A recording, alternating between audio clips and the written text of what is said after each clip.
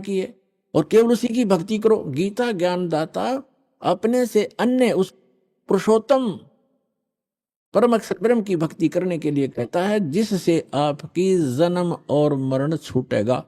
7वें अध्याय के 29वें श्लोक में गीता ज्ञानदाता कहता है कि मेरे इस ज्ञान का जो आश्रय कर लेता है, यानी तत्वदर्शी संत की जो खोज कर लेता है और तत्व ज्ञान से जो परिचित हो जाता है, जरा मरण मोक्षाय माम आश्रित ये तंती ते ये तत् ब्रह्म विदु कर्षणम अध्यात्म कर्मम च अखिलम। इसका अर्थ ये है, गीता ज्ञानदाता कहता है कि मेरे इस ज्ञान को जो आधार मान के तत्वदर्शी संत की खोज कर लेता है, वो व्यक्ति तत्ब्रह्म से और सारे अध्यात्म ज्ञान से और सभी कर्मों से परिचित हैं, जो जरा और मरण से छूटने के लिए ही प्रयत्न करते हैं। जरा माने वृद्धावस्था का दुख और मरण माने मृत्यु।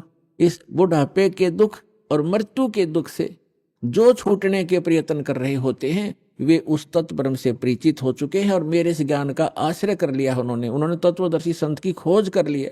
वो तत्ब्रह्म से परिचित हैं, सारे अध्यात्म ज्ञान से परिचित हैं और यहाँ सब कर्मों से परिचित हैं। वो यह संसार की किसी वस्तु की इच्छा नहीं करते, वो केवल जरा माने वृद्धावस्था के दुख से और मरण माने मृत्यु से छूटने का ही प्रयत्न करते हैं। अब श्रीमद् भगवत गीता अध्याय नंबर 8 के श्लोक नंबर 1 में अर्जुन ने पूछा, किम तत्ब्रह्म किम अध्यात्म किम कर्म पुरुषोत्तम। अब गीता ज्ञानदाता तो श्री कृष्ण ने पुरुषोत्तम मान रहा था, जय विष्णु, और ये तो कहता पुरुषोत्तम कोई और है। फिर भी जो ये तो अर्जुन की सोच है, किम पुरुषोत्तम। अब यहां अर्जुन ने पूछा कि वो तत्ब्रह्म क्या है, वो कौन है जिसके जानने के बाद केवल जरा और मरण से छूटने का ही प्राणी प्रयत्न करता है साधक, और कोई वस्तु की डिमांड इस लोक की नहीं करता। इसका भाव ये है। अब गीता ज्ञानदाता गीता अध्याय नंबर 8 के श्लोक नंबर 3 में कहता वो परम अक्षर ब्रह्म है, यानी गीता ज्ञानदाता से अन्य है। इसलिए 8वें अध्याय के 5 और 7 श्लोक में गीता ज्ञानदाता कहता मेरी भक्ति कर, युद्ध भी कर और मुझ में आस्था रख, भावत रह, मुझे प्राप्त होगा। अपना मंत्र बताता 8वें अध्याय के 13वें श्लोक में, ओम इति एकाक्षरम ब्रह्म व्यवहारण माम अनुस्मरण यह प्रियाति तजन देहम सयाति परमाम गतिम। मुझ ब्रह्म का केवल एक ओम अक्षर है, नथिंग एल्स, इसके अतिरिक्त कुछ नहीं। उच्चारण करके स्मरण करता हुआ यह प्रियाति तजन देहम, जो शरीर छोड़कर जाता है, सयाति परमाम गतिम, वो ओम से मिलने वाली परम गति को प्राप्त होता है। ओम से क्या प्राप्ति होती है? ब्रह्मलोक मिलता है, क्योंकि ये ब्रह्म का मंत्र है। और गीता अध्याय नंबर 8 के श्लोक नंबर 16 में कहा है कि ब्रह्मलोक पर्यंत ये सभी लोक पुनरावर्ती में, उनके वहां जाने के बाद भी लौटकर जन्म मृत्यु में प्राणी आते। ये वो स्थान नहीं है जहां जाने के बाद साधक फिर लौटकर कभी नहीं आते। 15वें अध्याय के जो 4थे श्लोक में कहा है। तो इस ब्रह्म की साधना करने से ब्रह्मलोक प्राप्त होता है। ब्रह्मलोक में गए हुए प्राणी भी पुनर्वर्ती में होते हैं, जन्म मृत्यु होता है। इसलिए 18वें अध्याय के 62वें श्लोक में कहता अर्जुन, तू सर्वभाव से उस परमेश्वर की शरण में जा, उसकी कृपा से ही तू परम शांति और सनातन परम धाम को प्राप्त होगा, उस परमेश्वर की ही कृपा से। और उसका मंत्र बता दिया 17वें अध्याय के 23वें श्लोक में कि ओम तत् सत इति निर्देश ब्रह्मण त्रिविध समर्थ। ब्रह्मण माने सच्चिदानंद घन ब्रह्म, यानी परम अक्षर ब्रह्म के प्राप्ति का, उस लोक की प्राप्ति का, जहां जाने के बाद साधक फिर लौटकर कभी संसार में नहीं आते, उसके वो मंत्र है ओम तत् सत। अपना तो गीता ज्ञानदाता ने 8वें अध्याय के 13वें श्लोक में बता ही दिया कि मुझ ब्रह्म का केवल लोक में वो मंत्र है। ये तो इनकम्प्लीट साधना है, ब्रह्म तक की है, जन्म मृत्यु सदा बनी रहेगी, वो शाश्वत स्थान प्राप्त नहीं हो सकता, वो सुख प्राप्त नहीं हो सकता। अब बताया है सच्चिदानंद घन ब्रह्म की साधना करने से शाश्वत स्थान, शाश्वत माने जहां जिसका कभी अंत नहीं होता, अविनाशी लोक, हम उसको सत्यलोक कहते हैं, अमरलोक कहते हैं। सत्यलोक की प्राप्ति होती है। तो उसका मंत्र है ओम तत्सत। ओम तो सरपुरुष का, इस ब्रह्म का, और तत् जो है ये अक्षर पुरुष का साधना मंत्र है। तत् ये सांकेतिक है, तत् नहीं, ये अन्य मंत्र है, ये कोड वर्ड है, सांकेतिक शब्द है। और सत ये परम अक्षर ब्रह्म का साधना मंत्र है, वो कोड वर्ड है। ओम तत्सत ये शब्द नहीं है, ये मंत्र नहीं है, ये अन्य मंत्र हैं जो इस विश्व में दास के पास उपलब्ध है और किसी के पास नहीं है। यदि इस दास से वो मंत्र प्राप्त करके कोई स्वयंभू संत बनकर ये प्रदान करता है, वो अपना जीवन नाश कर रहा है, और जिनको वो नाम दे रहा है वो अधिकारी नहीं है। जैसे अनअधिकारी से बनवाया हुआ लाइसेंस या पासपोर्ट समय पर धोखा देगा और दंडित होना पड़ेगा, तो उस व्यक्ति को ऐसा समझ लेना, यदि कोई ऐसा जालिम व्यक्ति ऐसे जागरूक समय में भी ये प्रयत्न कर रहा हो, तो उसको भी प्रार्थना करना कि अपना जीवन नाश ना करे, भगवान का द्रोही है तू, और इन जीवों का नाश मत कर, काल के दूत का काम मत कर। और वो नहीं माने तो अन्य भाई बहनों को जरूर बताने की चेष्टा करना, झगड़ा नहीं करना, क्योंकि ये मार्ग झगड़े का नहीं है।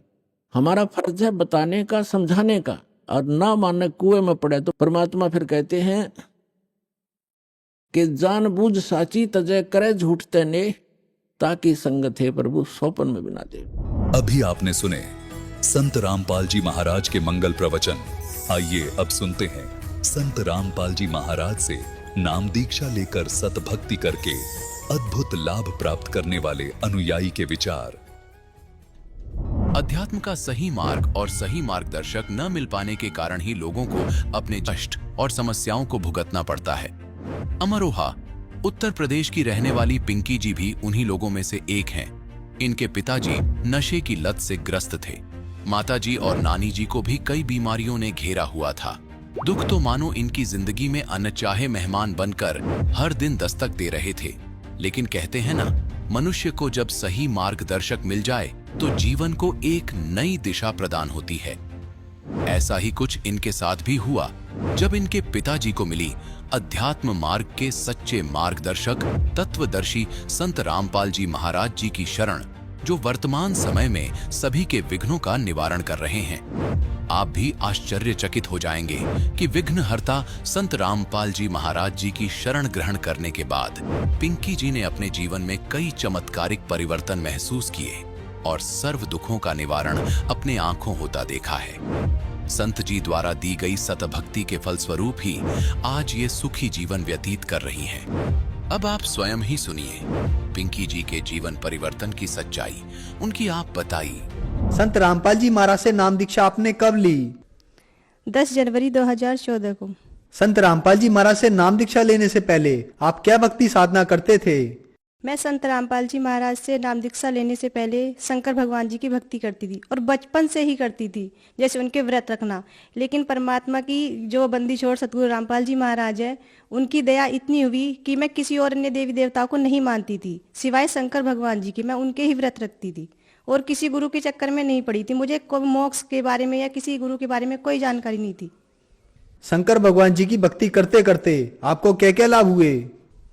लाभ पहले तो कुछ नहीं पता था कि इनसे ये लाभ भी दे सकते हैं या नहीं दे सकते, लेकिन मुझे कोई लाभ नहीं हुआ है। जो मेरी मम्मी पापा थे, मेरे पापा जी बहुत ड्रिंक करते थे, मम्मी इतनी बीमार रहती थी, बहुत ज़्यादा बीमार रहती थी, लेकिन उनसे कोई लाभ नहीं हुए। मैं यही सोचती थी, हे शंकर भगवान जी, मेरे पापा की ड्रिंक छुटवा दो, हमारी आर्थिक स्थिति सही हो जाएगी, लेकिन कोई लाभ नहीं हुआ मुझे। संत रामपाल जी महाराज के बारे में जानकारी आपको कहाँ से मिली? मेरे मामा जी हैं, वो संत रामपाल जी महाराज जी से नाम दीक्षा लेकर गए हुए थे। उन्होंने मुझसे कहा था, क्योंकि मैं अपने मामा जी के घर पे गई हुई थी, गर्मी की छुट्टी थी। वो सत्संग सुनते थे बंदी छोड़ सतगुरु रामपाल जी महाराज जी का। तो जब वो सत्संग सुनते थे, हम सीरियल देखते थे। हम बोलते थे कि भैया आप क्या देखते हो, ये हमें अपने सीरियल देखने दो, ये तो रोज ऐसे ही दिखाते हैं, एक ही पुस्तक को खोल के बार बार दिखाते हैं, पता नहीं आप क्या देखते हो। तो वो कहते थे, पागल तेरी समझ में नहीं आएगा, जब जिस दिन तू नाम लेगी ना, तुझे ज्ञान होगा, तब देखना, तू भी रोए करेगी। तो मैंने बोला नहीं नहीं, ऐसी कोई बात नहीं है। तो फिर अगले दिन उसने कहा, एक काम करते हैं कि हम जो बुआ जी को लेकर चलते हैं, क्योंकि मम्मी बहुत बीमार रहती थी और बुआ जी ठीक हो जाएंगी। मैं बोला, भैया एक काम करो, तुसी जो है ना मम्मी नू लेके नहीं जाओ, पापा जी नू लेके जाओ, क्योंकि पापा जी हमारे ड्रिंक करते थे, और अगर पापा जी शराब पीनी छोड़ देंगे ना, तो हमारा सारी फैमिली अच्छी हो जाएगी। तो बोला ठीक है, मैं कोशिश करता हूँ। मेरे मामा जी का लड़का मेरे पापा को सतलोक आश्रम लेकर गए। मेरे पापा जी ने संत रामपाल जी महाराज जी से नाम दीक्षा ली, और नाम दीक्षा लेने के बाद वो घर पर आए, उन्होंने हमसे बताया, मुझसे, मम्मी से, मेरी छोटी सिस्टर थी, भैया थे, सबसे बताया।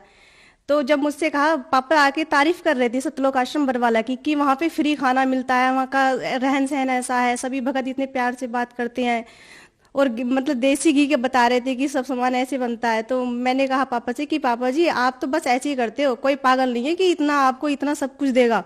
बोले नहीं बेटा एक बार चल के देखना। मैं बोला चलो ठीक है, मैं घूमने चलती हूँ। पापा जी मुझे ले गए घुमाने के लिए। मैं घूमने गई थी, ना कि नाम दीक्षा लेने गई थी वहाँ पे।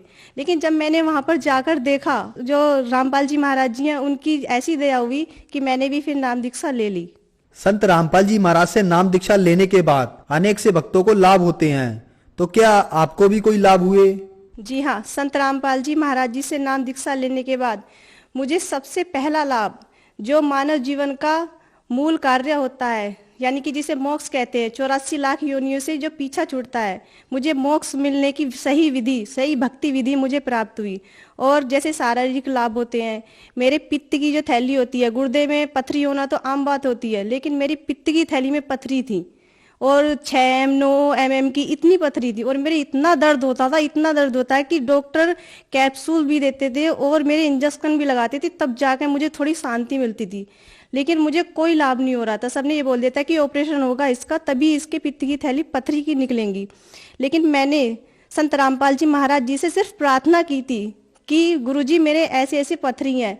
तो संत रामपाल जी महाराज जी ने कि मात्र आशीर्वाद से ही मेरी वो पथरी, आज 3 साल हो चुके हैं, मेरे ना ही कोई दर्द है ना कोई पथरी है, बिल्कुल कुछ भी नहीं है। और मेरे पापा जी जो ड्रिंक करते थे, ना ही वो ड्रिंक करते हैं। मेरी मम्मी, उनकी हालत इतनी खराब रहती थी, वो भी बिल्कुल सही है, आज अच्छे से काम करती हैं, चलती फिरती हैं, आराम से चलती हैं। और मेरी नानी जी हैं, मेरी नानी जी को शुगर की बीमारी, गठिया बाई, मेरी नानी जी की टांगों में भी इन्फेक्शन था, वो चल नहीं पाती थी। उनके लिए एक स्टिक बनी हुई थी, डॉक्टर ने दे दी थी, वो उनसे ही चलती थी और हम पकड़ पकड़ के लेके जाते थे उन्हें। लेकिन संत रामपाल जी महाराज जी से नाम दीक्षा लेने के बाद आज वो बिल्कुल सही हैं। अगर किसी को विश्वास नहीं आए तो मेरी नानी जी भी मेरे साथ है, आप देख सकते हैं, ये मेरी नानी जी है जो आज बिल्कुल सही सलामत आपके सामने खड़ी है। नमस्कार जी। सत्सायु जी। जैसा कि आपकी बेटी ने बताया कि आपको शुगर की बीमारी थी, गठिया की बीमारी थी, आप चल फिर नहीं सकते थे, तो क्या ये सच है? हाँ जी ये सच है, मुझे गठिया बाई भी थी और मुझे शुगर भी था और मेरी टांगों से बेकार हो गई थी, बस खाट पर पड़ी रहती थी, उठा उठा के ये रखती थी मुझे। आज मैं बिल्कुल सही हूँ, सिर्फ सतगुरु रामपाल जी महाराज के आशीर्वाद से ही सही हुए, उनसे प्रार्थना लगाई थी। संत रामपाल जी महाराज से नाम दीक्षा लेने के बाद आपको बहुत लाभ प्राप्त हुए, आप भगत समाज को क्या संदेश देना चाहेंगे? जी मैं भगत समाज से हाथ जोड़कर प्रार्थना करना चाहती हूँ कि जो आप दर दर की ठोकरें खाते हैं, कोई शिव जी की भक्ति करता है, कोई किसी और की भक्ति करता है, तो आइए और संत रामपाल जी महाराज जो हरियाणा में बैठे हुए हैं, जैसे हमारे परमात्मा कहते हैं कि पूरा पश्चिम उत्तर दक्षिण फिरदा दाने दाने नू सर्वकला सतगुरु साहिब दी हरियाणे हरियाणे नू। तो परमात्मा हरियाणे में आए हुए हैं, उन्हें पहचानो, क्योंकि आज जो शिक्षित समाज है, पहले तो ये धर्म गुरु हमारा बेवकूफ बनाते थे, हमारे जो दादा परदाता है वो पढ़े लिखे नहीं थे, लेकिन समाज तो शिक्षित है। हमारे जो सदगुरु रामपाल जी महाराज जो वेद शास्त्र खोल कर बता रहे हैं कि भगवान कौन है, उसकी पहचान करो। और सभी शास्त्र यही बताते हैं कि जो कबीर साहब है वो पूर्ण परमात्मा है। हमारी गीता जी प्रमाण के साथ बता रही है कि जो कबीर साहब है वो ही पूर्ण रूप से पूर्ण भगवान है, पूर्ण ब्रह्म वही है। सभी से मैं हाथ जोड़कर प्रार्थना करना चाहती हूँ कि संत रामपाल जी की शरण में आओ और उनसे नाम दीक्षा लेकर अपना कल्याण करवाओ। धन्यवाद जी। सत साहेब।